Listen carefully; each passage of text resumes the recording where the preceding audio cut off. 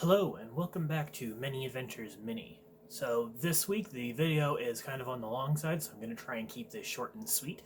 But, long story short, Warmachine released a new faction for their tabletop war game series this week. So I decided to start painting those. I'm starting off with the leader of this faction box that I got. The name is Zaatroth the Weaver of Shadows. I think I got the name right. I'll double check later, but I'm pretty sure that's right. In the lore for this game, the Infernals faction, which is the new faction, gave a gift of magic to humankind a long time ago, and now they're back to enact a price and are going around stealing souls from everybody. So it's kind of a very edgelord kind of faction, and it shows in their color scheme. It's kind of fun. I haven't done something like this in a long time, so it's kind of fun to let the inner edgelord out and play around with it. So without further ado, let's go ahead and jump into the painting. Alright, so here is our pre-images. I've gone ahead and taken care of the basing and priming with this miniature ahead of time, since it came in a lot of pieces and I had to do a lot of assembling, and it's a bit of a complicated miniature. So I decided to get all of that out of the way before I began the recording so we could focus more on the painting. But to start off with, I'm using this Citadel Colors contrast paint. It's a black paint. And this is my first time showing it in one of the videos. I've been playing around with a couple of these paints. This is my first time using the black, and I really liked the way that it works.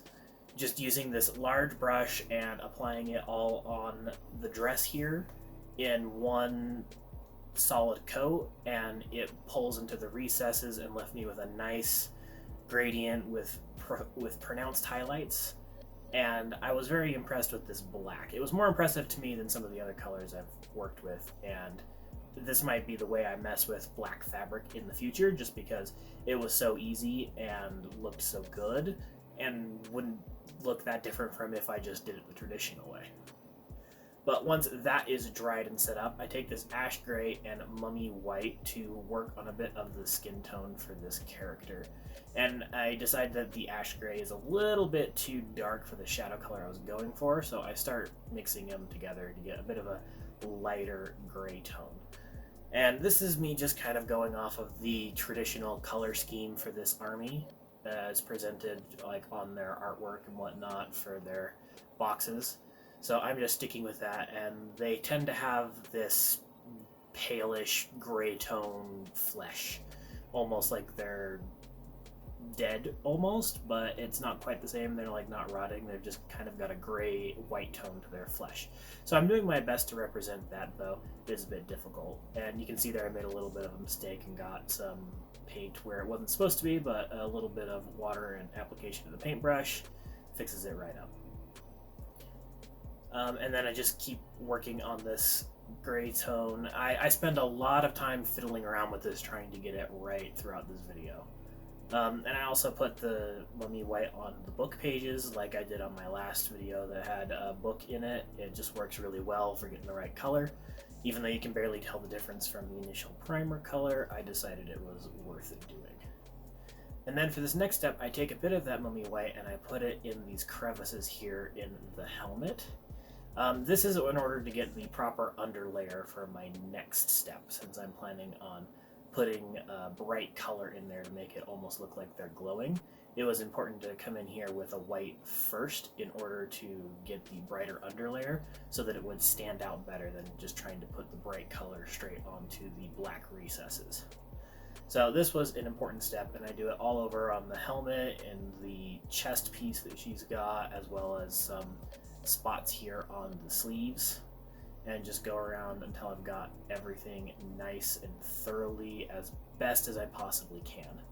And there's a lot of little bits like that, so it takes a little while, and it's very slow, tedious, and delicate work. I don't usually try to do something like this on all of my miniatures, but since this was such a big standout character model, I really wanted to go the extra mile and do what I can. So when I've finished with that step, I take this pure red, which is the brightest base red that I have in my collection of paints, and just start going over all the areas I filled with white.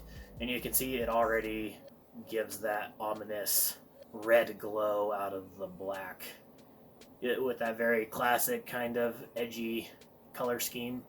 I think it looks pretty good. I feel like I did a good job getting this put together with minimal spillover and mistake correction needed. It went surprisingly smoothly, so I was happy about that. It's all of my practice finally showing through and helping me make minimal mistakes trying to get this put together. So that's what practice is for. It helps you make fewer mistakes. And then here I'm doing something I haven't done before as well. I'm running more of this pure red through my airbrush onto the bottom of the dress and going around to build the color up slowly in a bunch of different layers and building it up to give a gradient that's very smooth and great looking gradient from the red at the bottom to the black at the top of the dress.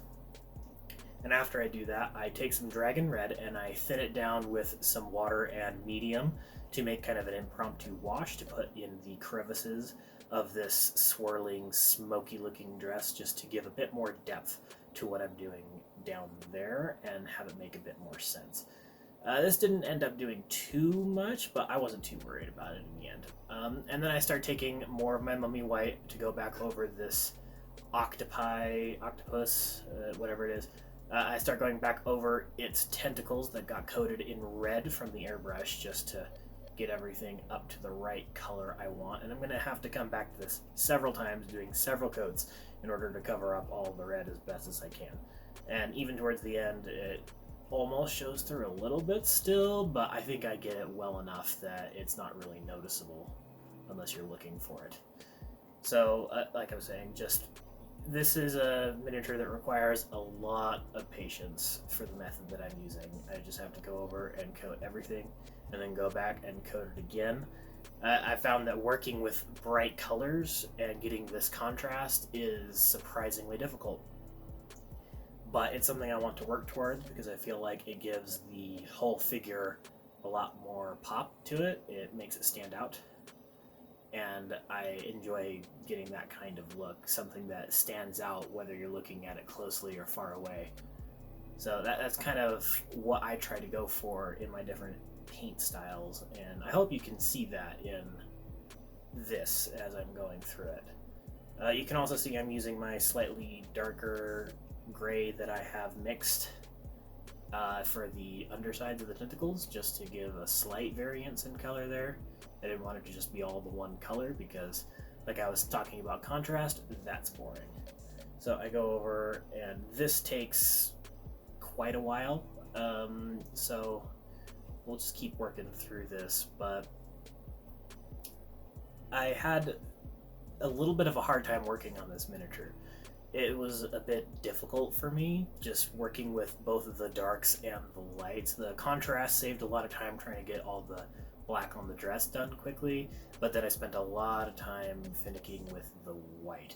These bright colors like the white here are much more difficult than trying to do something dark, but it makes something stand out so much more. So that's why I've been practicing and trying to do better at bringing as much brightness and color and saturation into my paintings as I possibly can, because I think it really does bring a lot to the table and shows off what you can do better than just drowning things in wash and trying to get a smooth color transition or something like that. But after I get that to more or less where I want it, I take this plate mail silver color and just start coating all the areas that I want to be that. So this octopus has some, like, I don't know, bangles or bracelets covering its tentacles. It's mostly just to help cover up mold line areas where the tentacles attach when you're doing the assembly. But I go ahead and I decided to put them in as silver.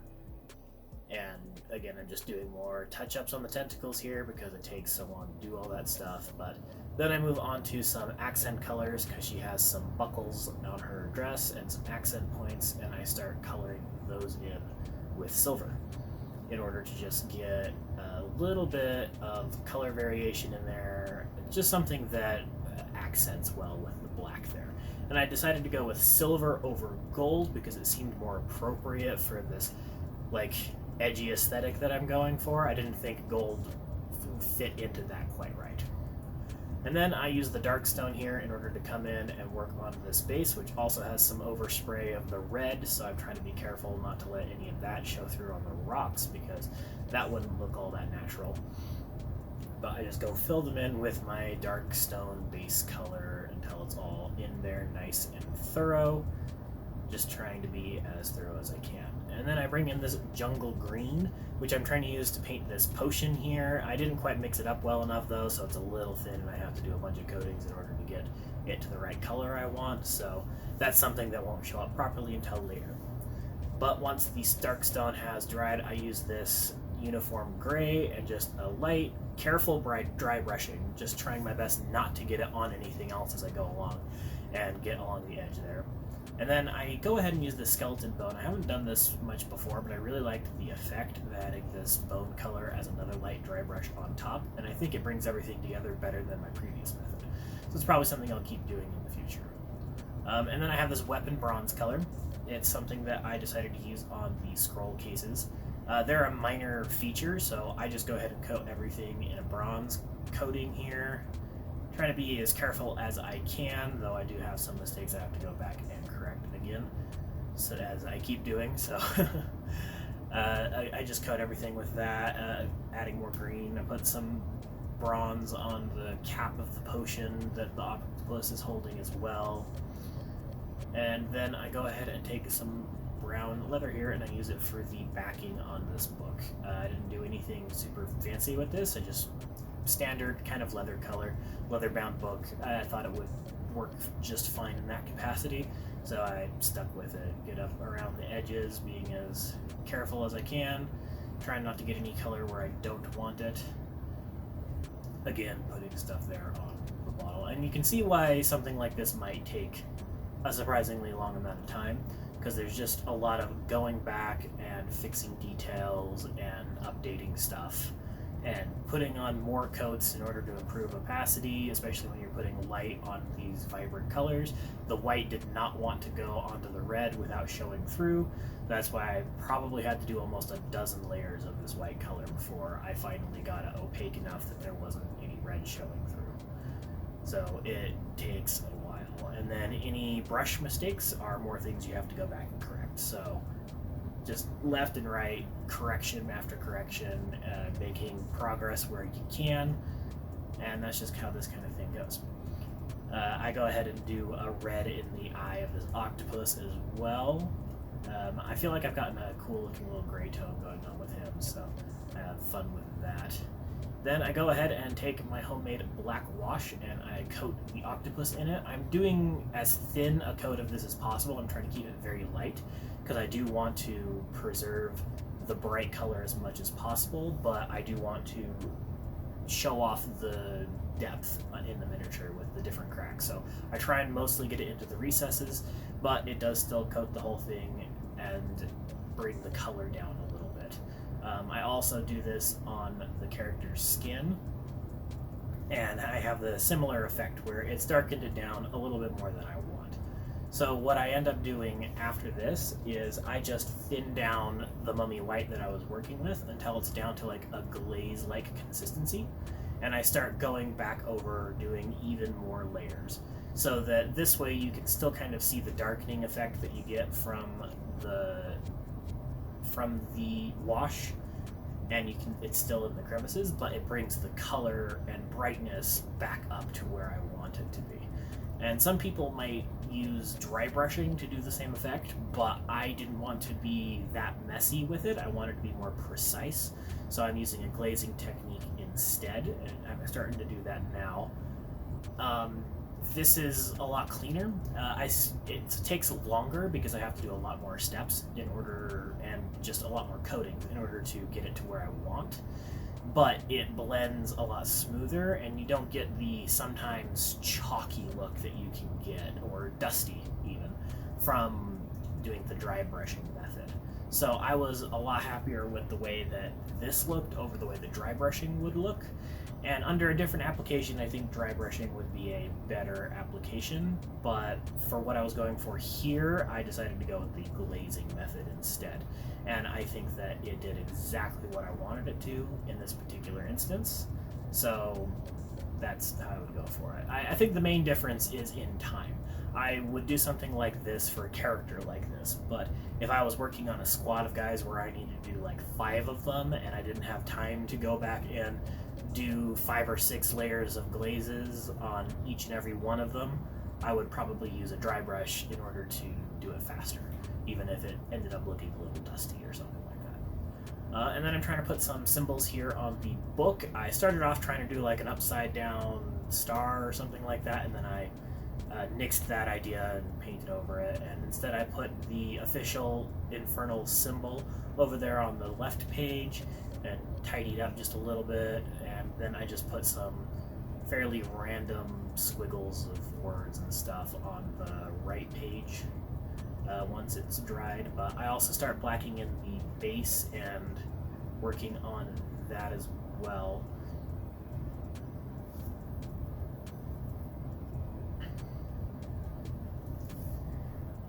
But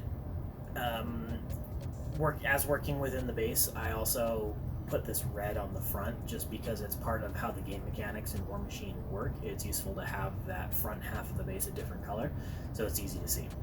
And then, like I did last time, I used my burnt umber homemade wash on the book. I decided to do it on the front and back, but it gives a nice aged parchment kind of effect onto that book. And then I also try to make a little bit more of this red wash, and I put it into some of the detailing on the ends of her sleeves. And I believe after this, I'm just about finished here. I just put in a little bit of this wash to try and get some of that in there, do a little bit more detailing on the skin and face, doing my best to be very careful, not wanting to mess anything up at this point since I'm so close to being done at this point.